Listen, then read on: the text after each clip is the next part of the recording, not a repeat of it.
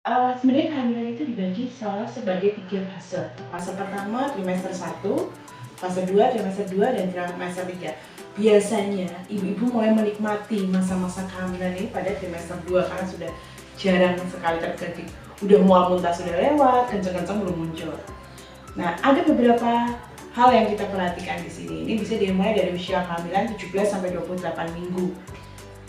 Ini enak kalau mau berhubungan seksual juga boleh, orang mau aktivitas kehidupan sehari-hari juga nyaman. Apa yang mulai bisa diperhatikan pada usia ini? Yang pertama adalah gerakan bayi. Biasanya gerakan bayi mulai terasa pada usia 16-20 minggu. Pada ibu-ibu yang sudah pernah hamil sebelumnya, biasanya mulai dirasakan pada usia 16 minggu. Pada yang baru pertama kali hamil, biasanya mulai dirasakan pada usia 20 minggu.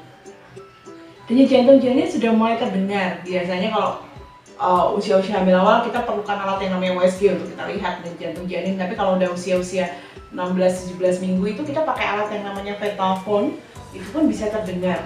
Ada suatu hal yang lagi-lagi bahwa kalau misalnya terjadi persalinan pada usia kehamilan ini, memang kemungkinan bayi untuk bertahan sangat kecil karena berat badan bayi biasanya berkisar antara 500 sampai 1000 gram. Yang kedua, pada usia-usia sekian itu ibu-ibu paling excited untuk dilakukan OSG. OSG itu kan sekarang lagi happening buat ibu-ibu, apalagi yang sekarang kita dengar banyak selalu berpikir bagaimana sih OSG 4D. Ibu kalau OSG langsung berpikiran jenis kelaminnya apa, wajahnya bagaimana. Memang pada usia trimester kedua ini paling enak untuk dilakukan OSG. Kenapa? Kita bisa melihat adanya kelainan janin, terutama yang gede-gede seperti kelainan jantung, kelainan dari usus, kelainan dari alat gerak, kaki, tangan, itu bisa terlihat. Mungkin ukuran kepala yang terlalu besar, itu juga bisa kita lihat. Kita lihat dari perbandingannya. OSG pertama kali pada usia ini kita lihat untuk kelainan-kelainan tadi. Kedua, kita melihat bagaimana letak ari-ari, letak plasenta, apakah mengalami jalan lahir, kondisi plasenta apakah sesuai dengan usia kehamilan. Memang OSG 4D salah satunya paling bagus dilakukan pada usia sekian. Sebelum kita melakukan OSG 4D, pasti kita akan melakukan 2 dimensi dulu. Karena kenapa kok pada usia ini bagus? Ya karena air ketuban masih cukup banyak, bayi masih cukup banyak bergerak di sini. Problem berikutnya yang sering muncul pada trimester 2 adalah infeksi saluran kemih. Hampir 50% lebih dari ibu-ibu datang dengan keluhan sering kencing atau malah susah kencing atau malah sekencing nyeri pada usia kehamilan ini. Karena bayi sudah mulai besar.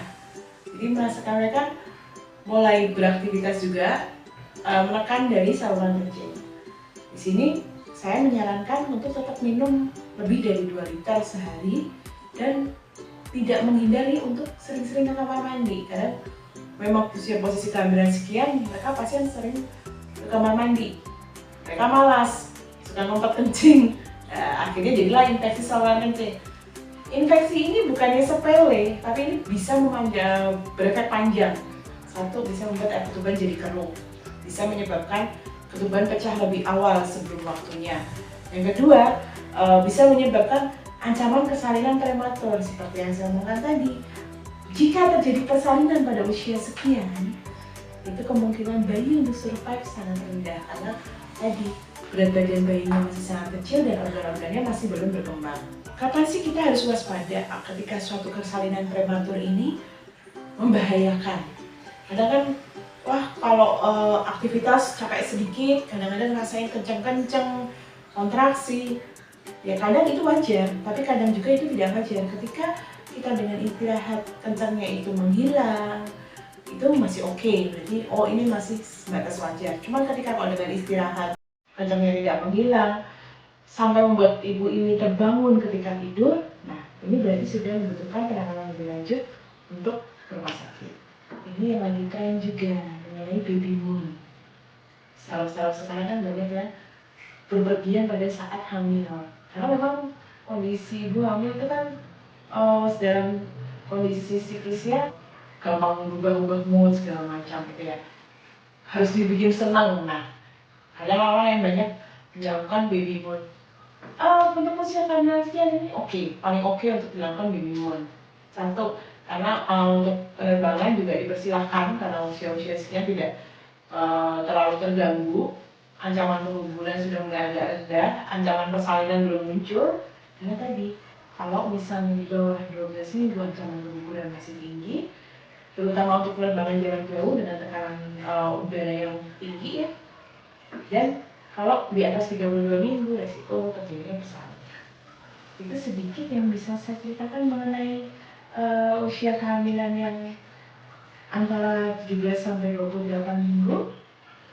Next, mungkin kita akan bicara mengenai mitos-mitos mengenai kehamilan, dan kita berikutnya lagi kita akan bicara mengenai persiapan persalinan. Oke? Happy Prego Life!